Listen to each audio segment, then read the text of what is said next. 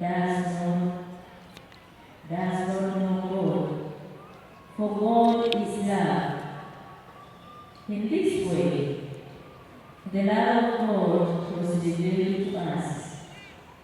God sent His only Son into the world so that we might have life through Him. In this is love, not that we have loved God, but that He loved us and sent His Son as expiation for our sins. Beloved, if God so loved us, we also must love one another. No one has ever seen God.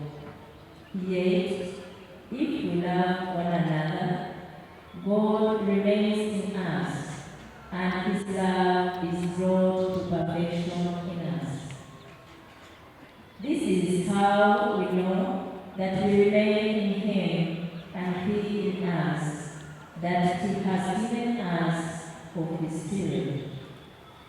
Moreover, we have seen and testified that the Father sent His Son as Savior of the world.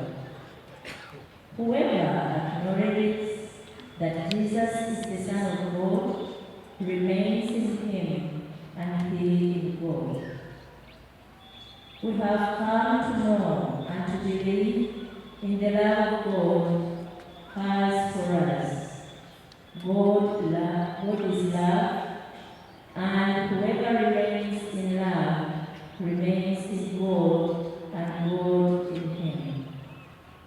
In this is love brought to perfection among us, that we have confidence on the day of judgment, because as He is, so are we in the world.